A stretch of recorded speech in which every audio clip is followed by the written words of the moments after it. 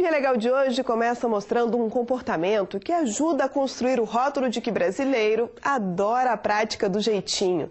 Pegar atestado médico sem estar doente só para justificar uma falta é crime, mas se repete em todo o país. O exemplo que você vê agora vem do Espírito Santo. Em 2010, uma empresa que presta serviços de limpeza e conservação procurou o Conselho Regional de Medicina em Vitória, com uma demanda no mínimo curiosa. Queria que a entidade investigasse a emissão de atestados médicos. O empresário apresentou números para justificar o pedido.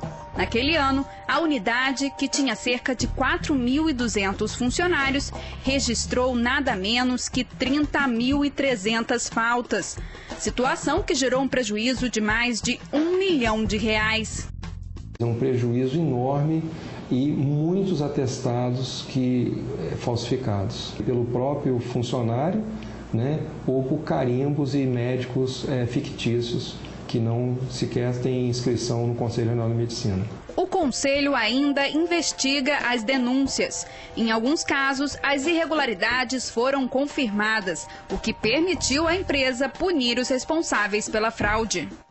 A demissão por justa causa é a punição mais conhecida imposta ao trabalhador que apresenta um atestado médico falsificado. Mas as consequências dessa prática, normalmente usada para justificar faltas no serviço, podem ser bem mais sérias.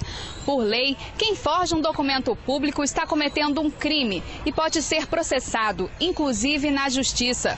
Foi exatamente o que aconteceu com um professor da Universidade Federal, aqui em Vitória. O servidor faltou sem justificativa, já que o atestado médico era falso, e mesmo assim ele recebeu o salário. Então o dinheiro da universidade foi usado para esse pagamento indevido. A universidade foi enganada. Foram apresentados 5 atestados falsos.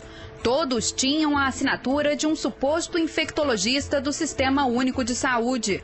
Mas, de acordo com o Conselho Regional, o número de CRM indicado pertence a um profissional que atende em outro estado. Além disso, o nome do médico que teria liberado o servidor público não consta em nenhuma das bases consultadas pela Polícia Federal. Ele falsificou o documento todo, ele criou um médico fictício, com CRM fictício, e fez não só a inserção dessas informações verídicas, mas fez uma assinatura falsa. Ele assinou o nome de uma pessoa inexistente. Com a descoberta da fraude, a universidade levou o caso à Justiça Federal.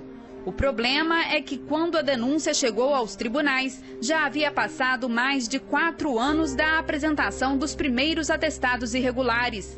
Como parte dos crimes estava prescrita, o juiz entendeu que o réu só poderia ser julgado pela falsificação dos últimos documentos. Ainda sobravam dois usos de atestados médicos falsos. E aí a gente entra numa outra questão, que é uma exigência que o Código Penal, de Processo Penal faz até hoje, de que os crimes que deixam vestígio seja realizada a perícia. Seja realizada uma prova pericial sobre aqueles vestígios.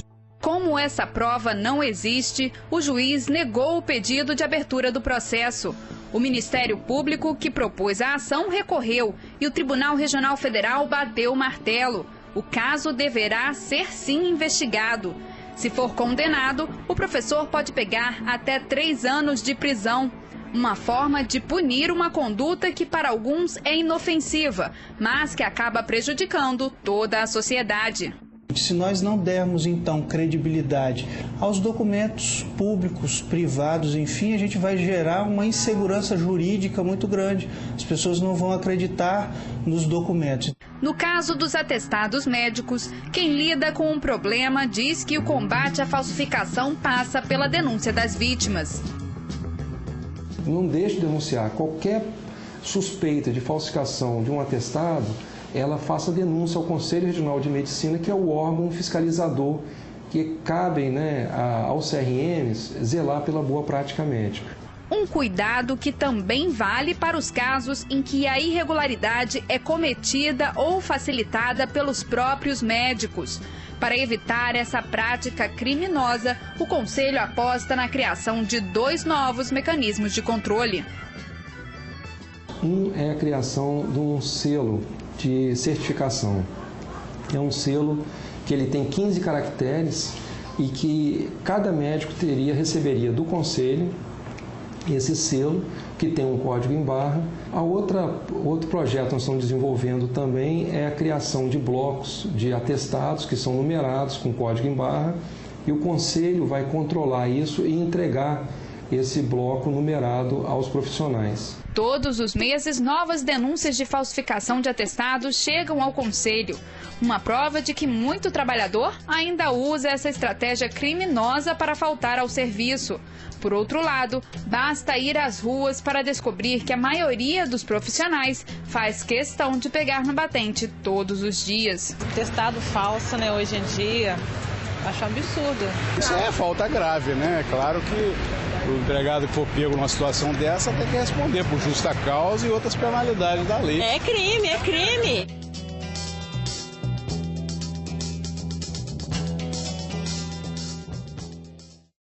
Assim como no Espírito Santo, em outros estados também têm sido tomadas providências para evitar fraudes na emissão de atestados. Em São Paulo, por exemplo, os médicos já podem fazer o documento no modelo digital. Cada atestado recebe um número que pode ser consultado de forma eletrônica pelo empregador.